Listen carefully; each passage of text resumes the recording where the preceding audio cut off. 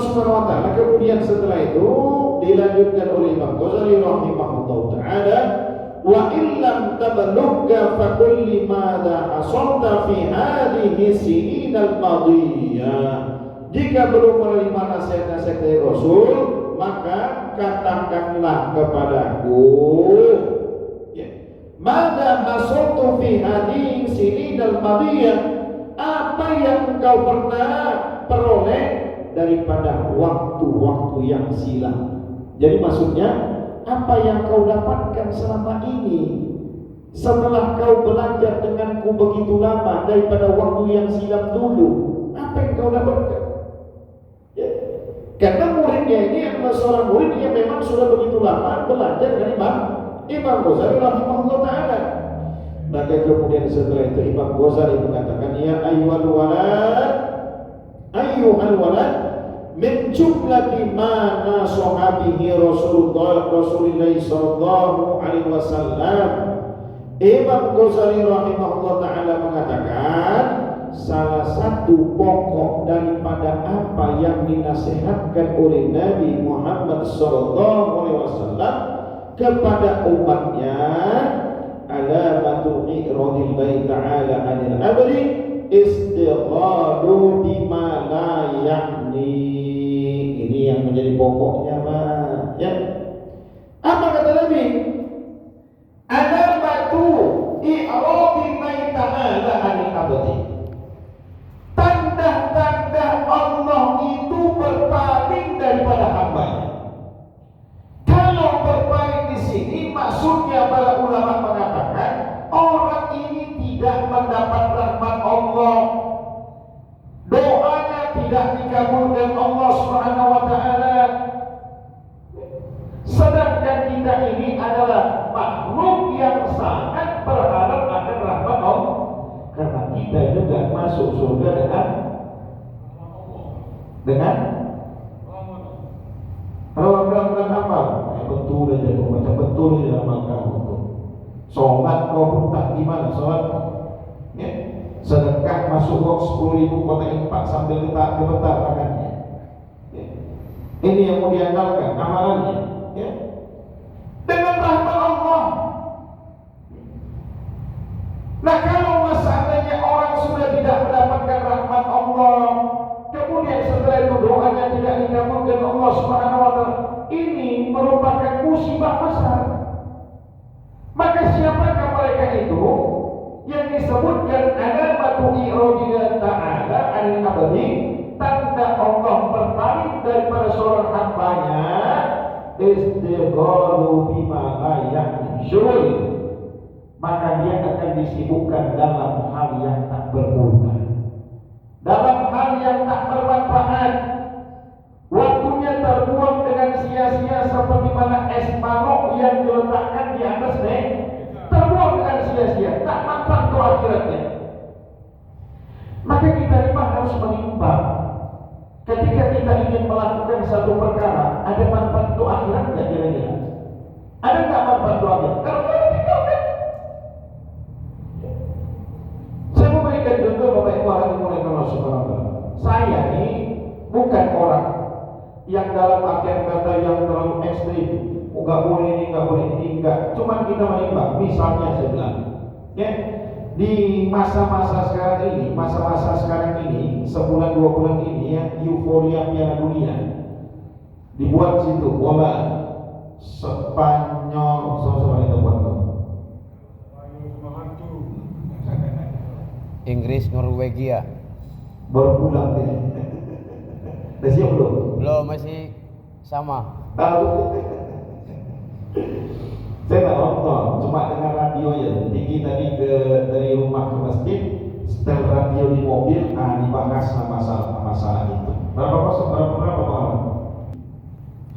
Itu orang nunggu sampai jam 2. Duduk di kafe nunggu sampai jam 2. Scroll HP, nengok HP, nganggur sampai jam 2. Jam 2 main terus.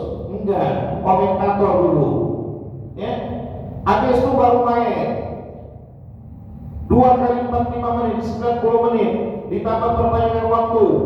ya selesailah bolanya jam setengah lima subuh, pulang ke rumah, masuk kamar tidur. Nak subuh, ya kau bisa menahan matamu untuk tidak tertidur, tidak mengantuk, hanya untuk menunggu pertandingan ini. Tapi setengah jam kau tak mampu untuk menahan matamu untuk menunggu sholat subuh. Ya, apa? Ya. Kita bukan menyalahkan, bukan itu. Tapi jangan sampai kalah ibadah. Kamu tinggalkan ibadah hanya karena untuk perkara ini. Gara-gara nonton bola nggak ngaji, ya. Kemana sebulan nih? Bantukan ya Ustaz. Kenapa? Baru nonton bola tadi malam, pulang ke rumah, tak ngaji di Masjid Nasadir. Ya. Jadi beberapa jam dia bisa menunggu itu, setengah jam dia bisa menunggu. Kadang-kadang kalau mau nonton silakan, nah tapi apa? Ini saya bilang tuh, ya. Kamu tuh tidur, ya habis tidur. Nabi itu kan kalau tidur biasa kan Nabi tidur tuh kalau malam tuh kan seperti ini ya, supaya tersentak, begitu tersentak langsung, karena sunnahnya itu tahajud itu kan dengan tidur dulu sebelum, walaupun sebentar aja tidur, tahajud apa dulu sambil menunggu jam 2. Nah, begitu jam 2 nanti ya sudah selesai semua sholat, tahajud, baca Quran, zikir, doa, baru telah. Saya tanya, ada yang gini? Ya. Dikatakan Muslim pun juga sama aja semua. Makanya mereka masih mulai Rasul dikatakan asrafun asalihin, mereka menyegerakan untuk cepat tidur. Habis sholat isya, selesai amalan witirnya, baca Qurannya, mana amalan-amalan yang belum selesai dikodok. Misalnya kalau hari Jumat belum selesai baca surah Al-Kahfinya, diselesaikan sebelum tidur. Ya, setelah selesai urusan dalam masalah ibadah, amalan-amalan yang dikirimkannya, udah tidur. Kenapa? Supaya malam bisa bangun. Kalau kita sekarang, ya, pagi tidur malam, ya. Kayak kalau malam gentayangan. Ini yang dimaksudkan alamatu iradillahi ta'ala anil abadi istighalu bima la yani, syughul dalam hal yang tak manfaat, yang tak berguna sama sekali. Ya, mencampur. Kadang-kadang aku bingung di mana letak olahraga yang campur ini.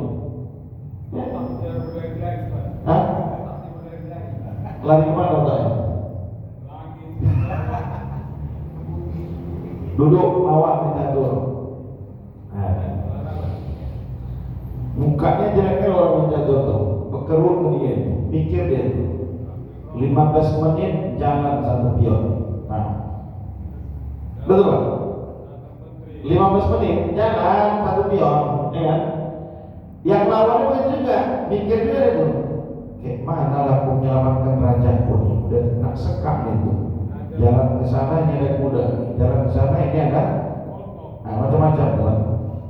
Sabarlah dulu. Kayak kata Habib Rizik, jangan diimbang.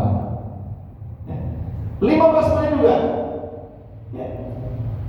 Hanya untuk perkara itu saja sudah berapa lama? Setengah jam. Makanya dulu Salafus Saleh dikritik. Ya. Dan itu memang ada hadisnya. Ketika kita melihat tafsir surah Al-Mu'minun, ketika Allah mengatakan kebaikan Allah Subhanahu wa taala, walladzina hum 'anil lagwi mu'ridun, maka disebutkan di dalam sabda Nabi Muhammad sallallahu alaihi wasallam, man la'iba binardasil, siapa yang main dadu, maka annama sawabu yadahu fil lahmi khinzir wa damihi, maka dosanya sama seperti mana dia mencelupkan tangannya ke dalam darah dan daging babi. Sekarang begini saya bilang, saya tanya sekarang Pak, main hadro, hukum main hadro itu apa? Apa hukumnya Pak? Saya tanya, apa hukumnya? Hadro, main hadro, ya, hadro turbanan, dufa, Hukumnya apa? Mubah. Hanya saja ada khilaf. Ada perbedaan pada para ulama tentang main hadroh di dalam masjid dengan di luar masjid. Kalau di luar masjid sepakat hukumnya mubah, boleh. Kalau di dalam masjid ada khilaf. Ulama-ulama yang berafiliasi kepada tasawuf ini mereka tidak menerima, ya. Mereka tidak menerima main hadroh dalam masjid. Kenapa? Karena ulama-ulama tasawuf itu memang lebih senang dengan kesunyian dia. Lebih senang asyik dengan kesunyian itu. Nah, ini ada perbedaan saja itu. Nah, kalau dimasukkan oleh Allah Subhanahu wa taala, jadi kita sepakati hukumnya mubah. Sedangkan yang berpendapat boleh di dalam masjid, kiasnya dari mana?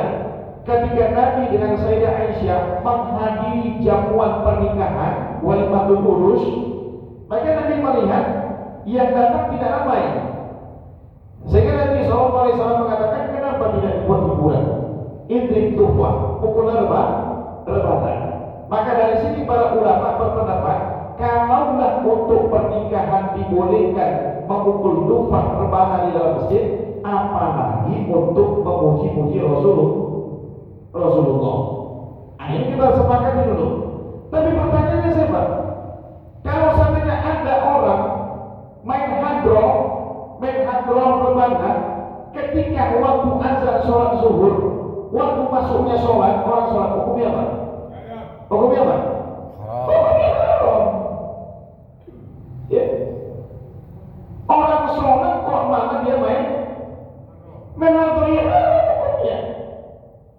Maka begitulah para jemaah sekalian yang dimuliakan Allah Subhanahu wa taala. Orang main catur itu enggak kenal waktu. Duduk sejam, 2 jam, 3 jam, lewat sholat zuhur, lewat asar, gak baca Quran, gak zikir kepada Allah.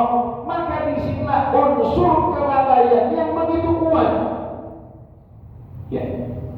Jadi syukur dalam hal yang tidak manfaat, tidak faedah sama sekali. Oh ya, harus dikalkan saja. Ya. Kecuali lah kalau Pak Garo-Garo sambil main catur sambil pegang Quran dia kan, mantap juga itu. Sambil main catur sambil pegang Quran.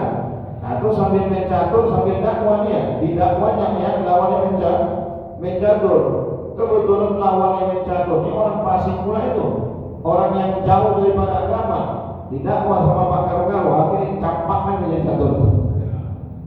Kau main catur tuh udah pengajian kau sama. Itu bagus.